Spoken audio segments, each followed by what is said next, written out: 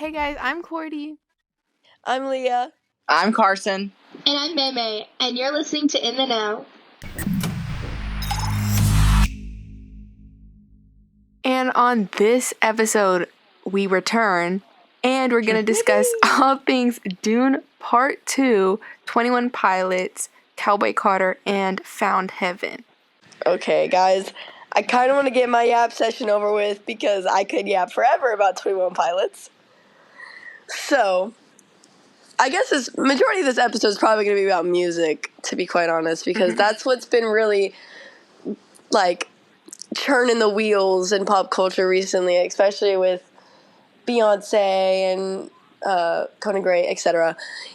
Anyways, so 21 Pilots just announced their world tour, their Clancy world tour, guys. It's crazy. Tickets went on sale a couple days ago. I think on Thursday, maybe something like that. Anywho, get your tickets if you like 21 Pilots.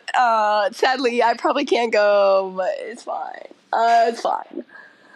Anyways, so a while back, on 2-3 weeks ago, they came out with their first single from their newest album, Clancy, called Overcompensate.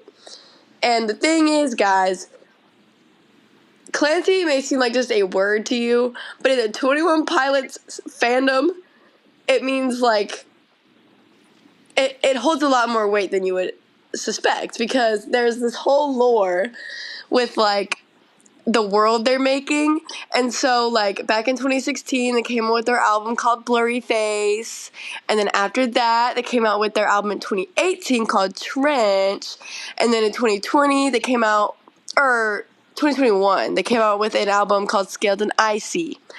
And so Blurry Face is an album about anxiety and him fighting his own inner anxieties and demons, etc. And so that's why if you care enough about 21 Pilots to go look into it, he's wearing, or he has black paint painted on his neck and on his hands, because it represents his anxiety and how he feels like he's being choked by it, etc. There's just a bunch of cool deep inner meanings with a lot of their stuff. And so when their album Trench came out in 2018, that's when stuff started falling in line with the whole Dima lore, which is this big city that they've created that Tyler, Joseph, and Josh Dunn have created, which Josh Dunn is a drummer, Tyler's the lead singer. I should have probably prefaced that before I said anything, but now y'all know. But yeah, they created this whole world called Dima, and their album, it was called Trench in 2018. Yeah. So they started off real heavy with this whole story narrative in 2018, and then they brought it along with Scaled and Icy. And then with Clancy, they're the first line in the first single, it's the first thing you hear is "Welcome back to Trench." So now they're clearly skipping over that Scaled and Icy era, and they're heading back to where they were in 2018, which the fans are here for, which I am here for. And so Overcompensate is a banger. Go listen to it if you haven't. Go stream it on Spotify now, because it's a banger. And you have to go watch the music video because it's awesome. Most people probably wouldn't understand the music video because, again, the whole thing goes along with the big narrative, the big storyline that they've created. But yeah, it's a cool music video nonetheless. And so we got a little taste of that a couple weeks ago. And then about a week ago, they came out with another single called Next Semester, which is even more of a banger. That song is so good. That song is really about, it's back to the Blurry Face era kind of, because they brought up a bunch of anxieties again. And it's very relatable to a lot of people, I think. And I think it just really hits home for a lot of people. And the song is awesome. On first listen, it really just blows you away a little bit because it brings you back to those pop punk vibes of the 2000s. And then in the middle of the song, it goes kind of melancholy, and then it hits you right back with the opening pop punkness. It's just so good. It's so good. You don't understand. But yeah, anyways, they also announced that their whole album is going to be like a visual album. So they're releasing like music videos for every single album or every single single or song, if you will. You get what I'm saying. There's going to be music videos for every song on the album. And so that's going to be really cool to see how that fits back into the storyline they've created. But yeah, I'm very excited. Their album comes out May 16th. Go stream. But yeah, that's kind of basically my Yap sesh. There's way more I could say, but I'll keep it light for people who don't really know the whole storyline of it all. But yeah. Okay, so now let's move into my Roman Empire, Dune. Yes, Dune. So you've all heard me talk about Dune on the podcast before, but we haven't done a podcast since Dune Part 2 released. You do not even know how much anticipation there was for me when this movie was released, or coming up to release. And then I didn't even get to go see it on opening night, and we waited till Tuesday to get the good AMC deal. Ooh, yeah. But Dune Part 2, it was so good. People loved it. Okay, I remember though, I loved Dune Part 1. A bunch of people hated on Dune Part 1.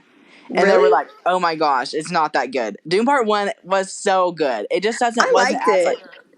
Really? Yeah, I liked Doom Part 1. I watched it not too long ago, and sure, I didn't really understand what was going on. Yeah. But you know what? It was still cool. And there's Timothée Chalamet in it, so I really can't complain. Anyway. But a bunch of people didn't like it, and I loved it. And I was like, "Oh, I really like this movie," and I waited so long for Dune Part 2. Dune Part 2, was amazing. But then you had all these people who "Oh my gosh, Dune Part 2 is so good," who didn't like Dune Part 1. I'm like, "Okay, so now you think it's good." But it's whatever. But Dune Part 2 was amazing. It has an 8.8 on IMDb, which I think is a whole point higher than Dune Part 1, or almost a whole point higher. It has a 93 on Rotten Tomatoes and a 79 on Metacritic, which I think Metacritic, I don't really know. Theirs is usually always lower. But Rotten Tomatoes, audience score, that's what you have to look at. And I look at IMDb. So, yes, it's a good movie. It had a $190 million budget. And as of right now, it's made $634 million or something. Whoa. Which is almost, crazy. it's $200 million more than Dune Part 1. Dune Part 1 came out during a COVID year. And no, sorry, updated. 660 million now. And 400 million worldwide. 400 million international and 265 million domestic. Crazy. It's crazy. That is crazy. Dune Part 1 came out during a COVID year. And it did 408 million, I think. Yes, so 407 million is what it's at. So that's how much more is that? 200 and something, right? 4, 5, 6. $253 million more than Dune Part 1. Yeah, that's wild. That's insane. Which, I guess there really was a, audience for this movie. Other than just, the people who love Timothée Chalamet and Zendaya and all of them. Which, that's another thing. Dune Part 2 had a stacked cast. Mm-hmm. You had Timothée Chalamet returning, Zendaya returning for a much larger role than in Dune Part 1. But then you have then you added Florence Pugh and Austin Butler into the mix too. I love Florence Pugh. I like Florence Pugh too. She's so cool. So it's just the way that this movie was scripted and structured was so well done. It explained the story so well, but it still left little pieces where you had to understand, or you had to fill in the gaps for what do you think the motives are for why this is happening, which I really enjoy. I know some my sister didn't like that, but my sister still enjoyed the movie. That's good. And moving on from more news, not just Dune Part 2, they have decided that they are going to adapt the second Dune book so that they can complete Timothy Chalamet's character arc in Dune Messiah. Oh, that's crazy. So we will be getting a third movie in probably about 2 years. Yay. I know. I'm so excited. Would that be 2 movies like this one was, or would it be just one? I think this one is just going to be one movie because the reason why they broke up the first Dune, like the first 2 Dune movies that were based on the first book up, was because that the first book is so long. Yeah. They did half of the first book for the first movie and then the second half for the second movie. Oh. And so like what you saw on the last scene in Dune Part 2, which I won't spoil, is the end of the first book. But actually not the last scene, but like what happens before that with may thy knife chip and shatter, that is basically the end of the book. I think the second movie ended in a little bit of a different way, if I'm correct. I don't know. But for Dune Messiah, they won't be doing it because the book is so short. It's only like 250 pages or something like that. Oh, okay. Instead of 800. 600 to 800. I didn't even know, like, I don't even think I realized that it was, like, 2 parts for some reason. Yeah. I understand it was called Dune Part 2, but I was like, oh, second book. Like, I didn't realize it was... Oh, that's crazy. Yeah.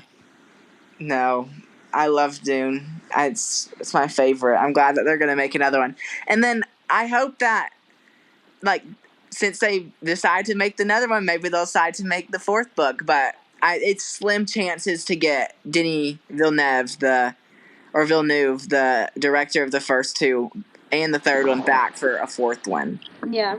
So I think if someone were to adapt Children of Dune, which is it's the 3rd book, but for the 4th movie, I think it would be a different director, and I want to see how that would go over. Yeah. Because now you're talking about breaking up franchises and like a director putting a new spin on and a new style on it. So it's just I don't know. Yeah, but that is Dune Part 2. Go see it. It's so good. Go watch all the Dune movies, Dune Part 1 and Dune Part 2. And if you want to read the book, you can do that too. They're long, but they were really good, or I enjoyed them. So that's so fun. What's the plot of Dune? That's my biggest There question. isn't one. There's not a in my opinion. Okay. There like is though. There is. It's very I can't find it. Like when I watched the first one and like I read the first like few chapters of the book, I was like, there is no plot.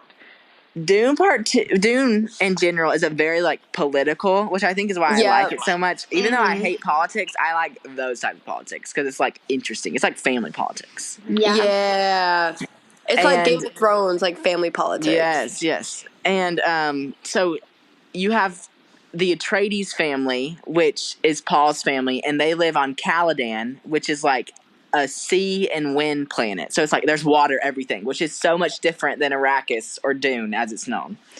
And so the Atreides are gaining power, and people and the Harkonnens, and the Emperor of the whole universe is getting a little like intimidated and jealous of the Atreides. So the Emperor and the Harkonnens work together to get the Atreides sent from Caladan to Arrakis, which is like a desert planet. There's no water. That's where the sandworms are. The sandworms are a big thing. But the thing on Arrakis that made the Harkonnens so rich was that the sandworms create a substance called the spice, which it's sort of almost like it's basically like a drug, but it like floats in the air, and like you have the Fremen who are naturally adept to the spice, and it like prolongs life and lets you see into like the future, but it also lets you do like really hard math computations. So it leads to like space travel. That's why space travel is existing in this universe. So it's very valuable. But the Harkonnens and the Emperor want to get rid of the Atreides, so that's why they send them to Arrakis. And then they like come in and try to massacre the family, the Atreides, so that the Atreides line will fizzle out. And that's really about it. Paul also is, his mother, Jessica, is a part of the Bene Gesserit system. And the Bene Gesserit are like, they're like a underground organization of women who like control everything. Yeah, it's like freaky. Yeah. In like family heritage and genetics and stuff. It's sort of like the Machine at Alabama. Oh, Mhm. okay. Like they You control put like it in the my terms, Carson. That's funny. they like control like the voting and who gets what and what's going to happen to the family and everything. They're like very powerful in their Bene Gesserit ways. It's like really interesting because when I watched it, I was like a little confused, like Dune Part 1, and I was like, I like this, but I'm also confused. So I looked up like a breakdown YouTube video, and it like kind of explained it like you did, and I was like, oh, wait a second, this is really cool. Yeah, no, it was I can get down with this because it reminds me a lot of Star Wars, and I think that's kind of why I like it as well. Yeah, it's the George Lucas, the person who did Star Wars. He got the idea from Dune, so he he took a spin on Dune. It's so cool. It's just like really cool how like people can even like think of concepts like that and make that into a book and like create these big worlds. Yeah. Like I just think that's even cool. Like it's just so cool how people are just like creative like that. I don't know. Yeah, no, I'm not. I cannot do that. I like reading about it, but I can't do it. Yeah, I definitely like appreciate it even if I can't understand it all. You know what I mean? Yeah. It's just I need to watch the new one because I feel like it focuses more on the plot than the first one did. Yeah, it really does. The first one was so much world building. Yes, exactly. Well, I'll get started on my rant about Found Heaven by Conan Gray. It came out Thursday, so it was Thursday. It came out April 4th at 11 p.m. So, but it was supposed to technically come out on April 5th, but whatever. Anyways, that is going to be Conan Gray's third studio album. And Conan Gray is known for like his hits like Heather,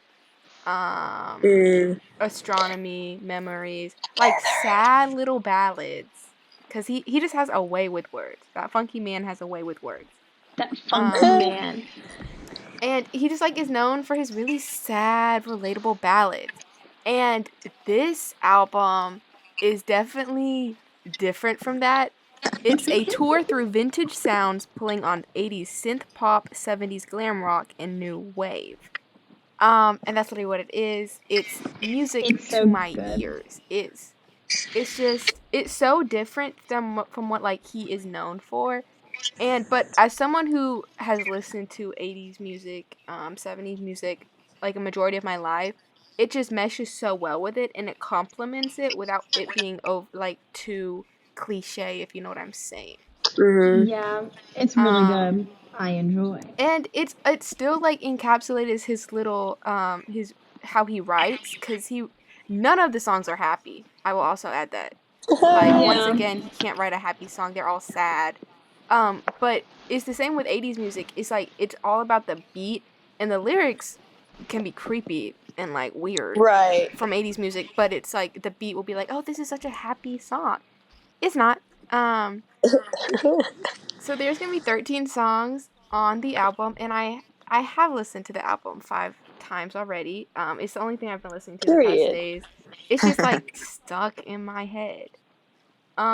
He had like his first single that came out was called Never Ending Song, and I think that came out in the fall, and everyone was like aghast because it's definitely different from what he's released before. And it's like I don't like this low tone Conan Gray. Like, what is this? And everyone was hating on it. And then he released Killing Me, and it's a bit. No, wait, no. He released Winner, and that is like, oh, this is the Conan Gray I know and love. The ballad, the angst, blah, blah, blah.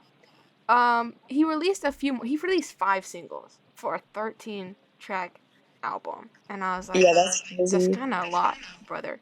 But some of the singles, like, are old Conan, and some of them are, like, 80s Conan, which I think helps draw more fans in. But guys, my favorite song on the album is gonna be Eye of the Night. It sounds a lot like Eye of the Tiger, but I don't care. I need him to cover Queen songs, actually. Like, it is so bomb.com. It's so boring. I love it. I really did enjoy this album. It's constantly stuck in my head. I did buy tickets. So Yay! yeah. But the overall review of the album have been pretty poor. It has a 72 score, and I believe he gets really high scores usually. I'll read some of the reviews. Not good. Uninspired 80s inspired synth pop. Go listen to Depeche Mode or Tears for Fears instead of this. Oh. That's crazy. What the heck is another one. Generally very bland and boring. If you think Taylor Swift is the greatest artist to ever exist, and if you listen to Five Sauce once in a while, you might like this. So, hey guys, what happened? Why are we negative? Why is everyone hating on an album that I enjoy? You know, but I honestly think he did it very well.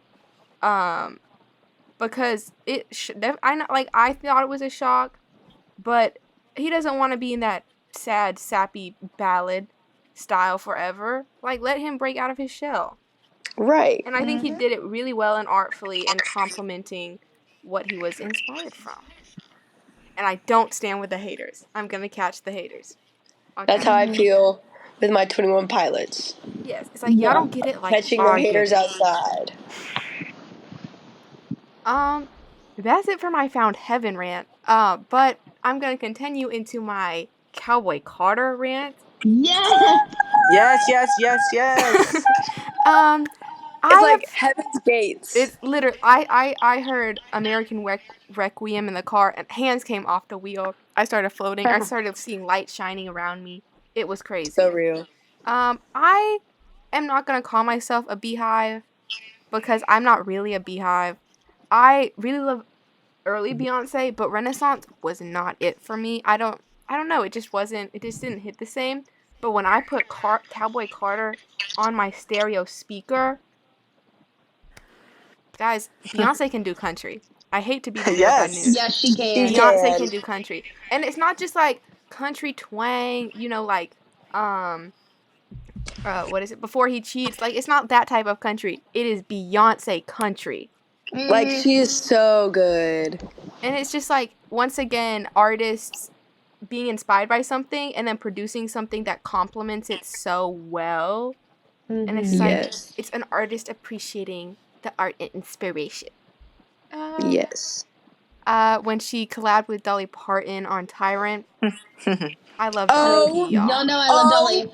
That was so good. I haven't listened to all of the album yet because I haven't. But I love Dolly Parton, so anyway. I think I've listened to this album like 3 or 4 times all the way through. Mm-hmm. I like, that's all I listened to, I think, on Friday and Tuesday or Thursday. Yeah, honestly, the whole week I've been listening to it. I don't care. Like, it's so good. so good. I just appreciate, I'm like excited to see what she does, because she's doing that, like, the 3 album kind of deal. Like, she's doing like what do you call it when there's like 3? A trilogy? 3 acts? Yeah. I don't know. It's so good, because she had Renaissance, and this is the second baby to Renaissance, and I just think she topped herself, like, immensely. Definitely. Even though I really did like Renaissance. It was a good album, but it doesn't hit as hard as this does. I don't know why. but this is so good. And she really does have a great discography because I love Lemonade. That's a great album as well. Lemonade And is Sasha really Fierce. Yes. I Am Sasha Fierce is so good. Like she just knows what she's doing. Definitely. I love Well, Beyonce. Will someone explain to me the like Renaissance era of her? Because like wasn't there like a long gap between when she released her last album and then Renaissance? Or am I wrong? Let me see. Yeah. Because I feel like Renaissance was released not that long ago, and now we already have another album. Yeah, okay, so I think the whole thing with Renaissance is that, like, I know at least with this new album, I honestly don't know what year it is that this happened, but she did a performance with the Dixie Chicks Yeah. at a country music award show, I think, a couple years Okay. back. And of course, the Dixie Chicks or whatever you want to call them, they're kind of been controversial because they spoke out against things they believed in and people were not happy with it. So they got like blacklisted from a lot of things. And so not only was it kind of controversial that she was on stage with them, it was just like she's also a black woman prisoning in country when I don't think she had ever stepped her toe there yet. Okay. And people were like, she doesn't belong in this genre. And so then this was basically a clapback album to that. Oh, okay. To be like, I do belong, like I have my place in music, like this is where I stand. That was kind of with this country album, that's kind of how I think her mindset was. But yeah. as far as Renaissance, it might have the same ideas with it, but Okay. yeah. I personally think she fits wherever she wants to fit because she eats up every genre she chooses to pick, to be quite honest. She does. Because she's just so, like, production-wise, like, she tears it up every single time. Yeah. Like, the harmonies and, like, it's just so good. She's like Ariana Grande level production with like, I feel like her and Ariana Grande with the productions and the harmonies that she puts and she layers is just so good. And I mean, now we're talking about Ariana. She also put out an album. Oh yeah. But I don't really know much about that one as much. No, I me listened neither. to it a bit and I was like, okay. It's definitely for Ariana, it was definitely a shorter album. Yeah. I was not very floored by Yes and. Like, I thought it was good. Oh yeah. And it was a good pop song, but it wasn't, like, my cup of tea. Like, I listened to it on, like, kinda, but it's not, like, my favorite. But the one where she's like, we can't be friends, that song is so good. Yeah, that one is good. That one is so good. But We can't be friends, but why don't we pretend? Is that what it is? oh, yes. That one is good. That one is good. Yes, it's really good. Is it Eternal Sunshine? Is that what it's called? Yeah. Yes. Yeah. I didn't like the new one to Yes and or whatever. The like remix? No, like the one that she released as a single before she released this album, where she was like on the stairs in the music video.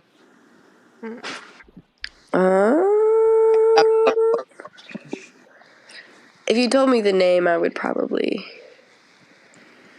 I didn't even keep up with the singles that came out because I was like, I don't know how much I actually care about this album. But, anyways.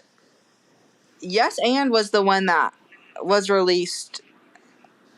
Like, what was the one that was released on 7 Rings or whatever? Oh. Oh, shoot. Positions? Maybe. Switch it up, positions for you. No. Wait. Let me look at her discography.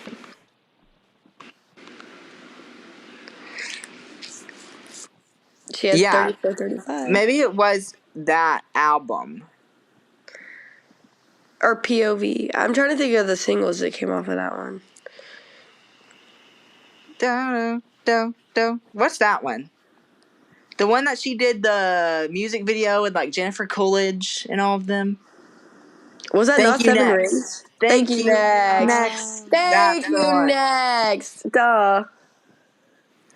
But what was the new one that had this similar like tone to it? Was it Yes and? Yes. Yeah, I didn't like that one. Yeah. I I'm not a didn't fan of either. Yes and. I was like, Was that the one that was like yes and the Yes. whatever? Yeah, I didn't like that one as much. I like the remix better with Mariah Carey, and I think that's a controversial statement to say because I don't think a lot of people like that remix, but I thought it made it a little better to have at least somebody else on that track because I was not a fan of it the first time anyway, but yeah. And I think, I don't know, Ariana Grande is just a little controversial to me. I like her stuff, but just like what she does behind the scenes, I'm like, it's girl, messy. it's messy, and I don't know if I can like support being a cheater. I am not an Oh. Arianator. Sorry, guys. Like, I don't know if I can do that. Same I don't know if here. I can do that. I don't And the like fact, her, and I don't like her music. That's yeah, why I've been like, quiet, because I don't like her music. And, like, my friends like her music, and when I get in their car, we'll be listening to it, and I'm like, yeah, like, because I just don't like her typically, music. I'm a fan, but for this Eternal Sunshine era, I don't know. But she did put out the banger of We Can't Be Friends, so I That one. can't. That's her acting in that That's music video too. I was like, damn. so good. I was like, I kind of feel And sad for you. I know. And I kind of like that. I like how she still references Mac Miller a lot. That makes my heart a little happy because I love Mac Miller. And they dated for like a couple of years back in like 2016. I think they started dating like 2014 maybe. I don't know. But that's basically what that song, that We Can't Be Friends song is about, I think. But anyways, yeah. Yeah. Just since we're talking about music, have y'all seen Kelly Clarkson? We all love Kelly Clarkson, right? Yeah. Or no? Yes. Okay, Kelly Clarkson. Have you seen the like videos where it's like everyone's like all of these young kids releasing music, then they like start being popular, and then Kelly Clarkson does the cover of it on her show, and now it's her song. Yes. Those have made me giggle. Yes. Those have made me giggle too. Because she does so good, and she like does her all. She's just so good, and it's like the videos where she's like, "Yeah, we picked the right first American Idol." Mm-hmm. Like, there's a reason why Kelly Clarkson's the first American Idol. I freaking love her. Yeah. She's so good. Also, speaking of music, I would love to talk about Casey Musgrave's new album. Yippee! So, my queen, Casey Musgraves, recently came out with an album called Deeper Well, and I'm obsessed with it. I listen to it all day, every day, and I'm not kidding when I say that. It's all I listen to. Like, for Lent, I gave up, like, secular music and stuff, but I could listen to music that uplifted my soul. What uplifted my soul? This new album, y'all. This album is so good. It, like, is the perfect mix between, like, soft folk music and a little bit of country, and she's just, like, in her healing era, and it's so good. Like, before this album, I wasn't really, like, a Casey Musgraves fan. I didn't listen to her music or anything. What? And then I listened to this album, and now everything I am is Casey Musgraves. Everything I love is Casey Musgraves, okay? Like, I'm telling you, this album is so good. If you have not listened, you have to listen. My favorite songs are Deeper Well and Heart of the Woods. They're so good. They're so good. That's literally it. Like, it's just so good. Yeah. Like, I don't even... There are no words other than that's so good. I'm a fan of Casey too. I think she's so fun. Follow Your Arrow. I mean, like, I know that's like a song that came out in like 2011, but that song is so good. Anyways. Yeah. Amy, I feel you. I've been a Casey fan since 2015 when she released Pageant Material. I can recite to you line for line, Family is Family. Do I like her folk music? I'm not a folk person, so I'm gonna say no. But I am a Casey Musgrave stan. Golden Hour changed me as a person. And if anyone ever hates on her, I'll get you. Trust. I agree. See, I'm a country and folk girl. Give me some bluegrass. Whoo! I agree. I love country music. I agree. Something about it just like revives something in me. I'm like, yes. It like takes me back to the roots of like I feel like me, and I'm like, yes, Me too. yes. Me too. I eat it up every single time. Yeah, it's just it's the Alabamian in us. That's what I'm saying. It's just like it just comes in. It's just who we are at the It's just who we are. It's just who we are, and we can't do anything about it. And I can't help it. I can't help it, baby. I can't. I hear a banjo in my ascend. Okay. Yeah, same. I love a banjo, a harmonica. Girl. Yeah. Praise. You got me. You really have gotten me. Yeah. Yes. I agree, baby. It like my soul just like floats to the ceiling, and for sure. I love I can smell cornbread, and then I'm just like, this is home. Yes. I hear it, and it's a good bowl of gumbo. Yes. Yes. That's just what it is. If I hear it and it reminds me of gumbo, life is good. Also, I've been craving gumbo for 3 straight days. And gumbo there's nowhere good to get gumbo in Auburn. You're right. I wouldn't trust anybody with gumbo, to be honest. I want gumbo. Anyway, that's besides the point. Yeah, that was a little tangent, but yeah. Okay, also, in current events, there is a solar eclipse tomorrow. Period. Yay. The last time we had a solar eclipse, I didn't get to see it because I had the stomach bug. And I had to stay home from school. And everyone got to look at the eclipse. I went outside with my neighbor and, like, looked at it a tiny bit. I also looked at it without glasses on. And then my eyesight started going away. So this is a public service announcement to not look at the sun tomorrow. Because you will go blind. Yeah. Don't do that. But also, apparently, the school didn't order us glasses to look at the solar eclipse. And they just, and apparently Friday, they were like, oh yeah, order them for your students. And like, we don't know if they're going to come in. So we might not be able to look at the eclipse. And the next one isn't until 2026. No! I know. And I'm so mad because we won't be like where it's a total eclipse, but we have like 70% here. It's still cool. It's still cool. It's still cool. It's still baller. And I want to see it because I didn't get to see it. When it came in 2017, I didn't get to. And I want to so bad. And the next one's in 2026. Dude. Like in August. So, yeah. I want to see it really bad. I was banking on the fact that I could see it at school. They might have gotten the glasses in on time. But I was talking to somebody, and they were like, oh, yeah, like, they didn't tell us to order them until today, and today was Friday, you know? And they were like, oh, Amazon said they weren't going to be in. So I just bought myself a pair. I'm going to start a riot. I'm not getting we're going to have to get the aluminum foil and the cardboard out. That's what I'm saying. Little projector things, because I'm about to make my own, dog. I have to see this. What time is it going to be coming through? Like 2? 2 p.m.? I think it's noon to 4. Noon to 4. We'll have 83% from noon to 4.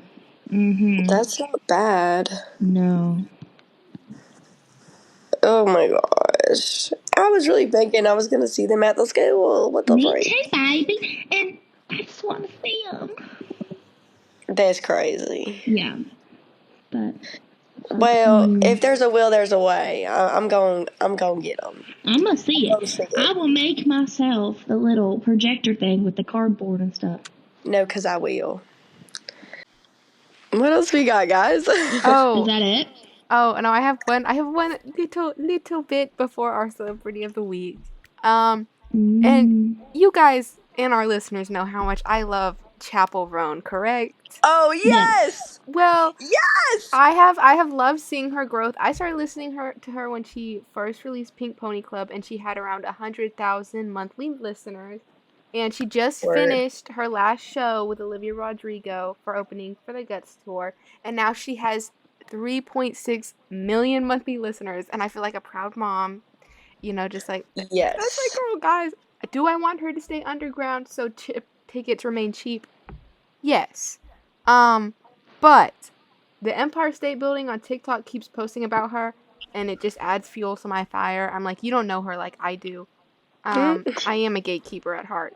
But Me my too. biggest thing is we had Conan Gray Found Heaven release on April 5th. We also had a Chapel Roan single release on April 5th, and that's going to be Good Luck, Babe. Funny enough, she actually performed that on tour as a secret song. Guys, I listened to it. I was there. I was in the room. Period. But she released it, and she said, marking chapter 2. And I have never been more excited in my life, because The Rise and Fall of a Midwest Princess is actually my album of the year for 2023. Like, y'all can't top it. It is the best debut album to date. I'm sorry, but it is. Anyways, and you're telling me she's gonna release another album too, and Rise and Fall of a Midwest Princess took like 4 years to make, but you already have a single for this next. Anyways, I'm just very excited, and I wanted to share because it already has 2 million plays, and it's only been released for 3 days. And for her usual music, like, it takes a while before she gets listens, and so I'm very proud of her. It's a very good song. It's basically about when you first start feeling love, and you are like, I hate having butterflies in my stomach. You know, when you have a crush on someone you don't really want to have a crush on. And it's like, I just wish I could stop the world, just stop this feeling. It's a good song. Y'all should give it a listen. But yeah, that's my Chapel Roan rant. What's that song what's the song that's going popular on TikTok right now that she made? Red one. Oh, Casual. Yes. Y'all, I love Casual. That's my girl. That's a great song. I actually really like that. That song is fun. It's like, that's how I got my friend into it, because of the music video, because the music video is like about her and a mermaid, and it's actually a really fun music video. Guys, wait a sec. While we're talking about music, you saying mermaid just reminded me of this. I don't want to cut you off, but Jojo Siwa. Oh my Why god! did we not start with this? Why didn't we start with Karma? What? Guys, you just reminded me of the music video when you said mermaid. Oh, I haven't watched the music video yet. Music video is Maymay, crazy. do not. Your little, no, not after your break of social media. That's not what you need to see as your first re-entry. You don't get to see it, because guys, it is raunchy. I mean, like, there's no bits exposed, but like she's doing some strange things to the She air. did the worm on a person, and I was like, she did the worm on top of someone. Oh my gosh. She was acting like loses her big contract and she goes haywire. She was acting like an unneutered dog. Like she needs to be locked up. She needs to be locked up. That's crazy. I knew that she would like do something new now that she's not like, the kitty person, but I feel like she's trying to make a name for herself and make her known that she's not a kid anymore, but this is not the way to do it. The song sucks too. This song is booty wipe. I made Cordy listen to it. I mean, it's like stuck in my head. Like, you should have known better. But it's awful. But the auto-tune is atrocious. Oh, it's bad. Yeah.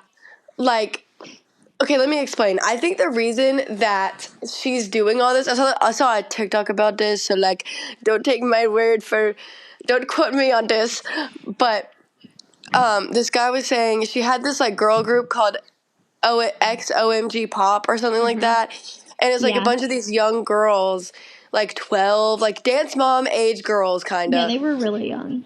Yep, and let's just say one of them decided to distance themselves from the group, and she kind of like slowly like faded away from it, and like there was nothing really publicly said. I think her name is Leah, which is kind of ironic, but it's spelled Leigh. And so she's actually on the It's So Preppy in Here. She's on the Preppy TikTok, actually. Oh. She's one of them, which I think is funny. Anyways, but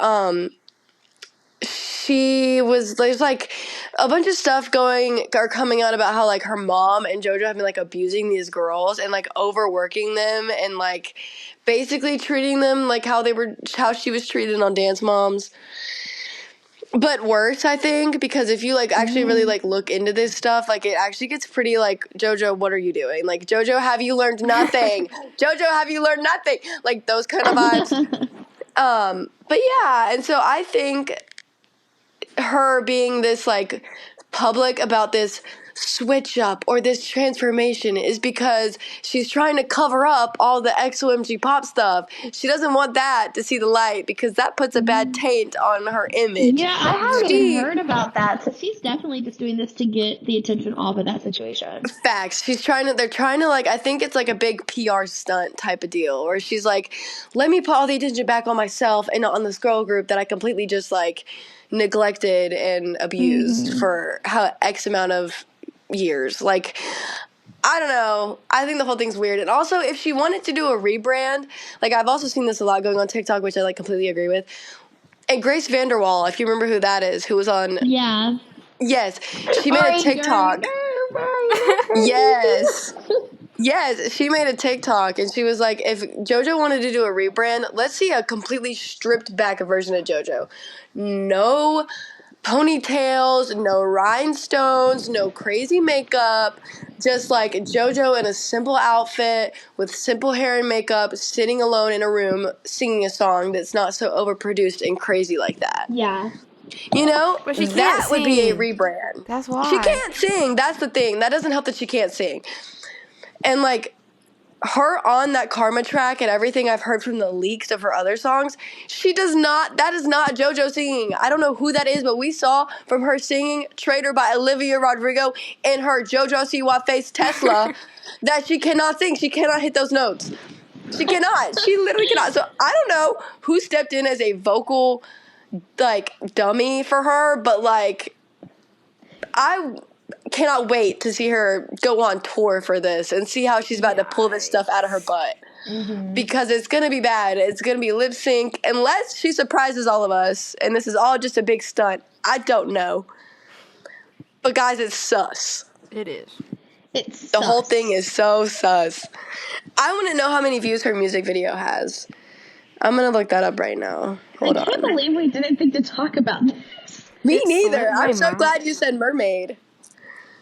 That music video is definitely something. Oh, for sure. And she's like jumping No, off I a yacht really into want- water. Oh, I'm gonna watch this when we're done The filming. production is so bad too. Yeah, 10 million views. Oh, she getting that In coin. 2 days. In 2 days, there's been 10 million views. She's definitely doing it to get the attention off that situation. Because I hadn't even heard about that. Yeah. So, like, let's just say I might be a little obsessed because I do go and stalk. I read into this because I think it's so interesting because I'm like, I used to watch this little girl on Dance Moms who freaked out every episode and who was told to go cry in her pillow. Yeah. It's just so weird seeing how messed up the industry made her in a way because like she almost like doesn't have, I feel like, an identity of self. You know what I mean? Like she's so, I guess maybe acts childish or stuff like that because she doesn't have like, and she's been accused of like stealing G-Flip's entire like style, which G-Flip is a LGBTQ like rapper. I think she's Australian. Not really sure, but she has like this grunge look going on, and JoJo's like, she acknowledged that she was taking inspiration from G-Flip, but like you can clearly tell like she's kind of pulling a Trisha Paytas thing, where like if Trisha Paytas is into one thing, she's gonna look like that one thing, you know what I mean?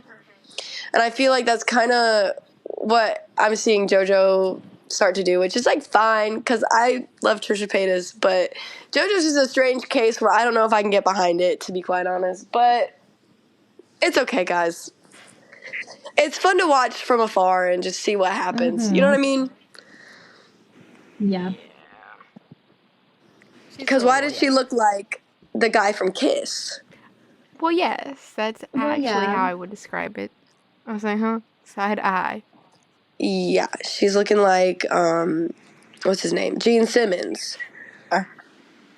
She's looking like Gene Simmons. But, and like, the thing too, like, her being on everything and being like, nobody has seen this major of a switch since Miley Cyrus.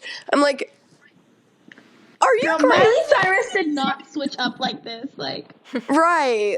Like, you're doing it in such an awkward, weird way, and Miley Cyrus just, like, I don't know, I was, like, 13, or, like, no, I was, like, 7 when Miley Cyrus did her little weird switch up. love So, like, Miley Cyrus. I barely remember. I do love Miley Cyrus. Like, I love her, but... And see, Miley had that era where she had, like, that stripped back vibe. Yeah. That was, like, right after her Bangers era where she, like, stripped it back. And then she released Malibu, and Malibu is an awesome song by Miley Cyrus. It's so good. But, yeah, I don't know if JoJo has that coming in her future, to be quite honest. But Yeah. we shall see where the wind takes us. And I really want to know when her newest single is coming out, because also there's controversy with the newest single, or like a snippet of a single that's coming out, where like people on TikTok are like, you totally stole that song from so and so. Like that song is a complete copy and paste from this other artist, and we're like, JoJo, not only are you being strange on the internet, you're stealing people's intellectual property. Yay. Anyways, I don't know what JoJo's doing, but all I know is that she's a little silly right now. But yeah, you can go back on to Chapel Roan if you want. Oh no, that was it for my little chapel rant. I just wanted to shout out her new music. Give her a listen. Don't give JoJo a listen. Yeah, guys, please don't. Kind of give ruin your JoJo. ears, make them bleed. Yeah, you don't want that. You don't want. Speaking of things you want to listen to, though, our celebrity of the week is going to be a musical artist.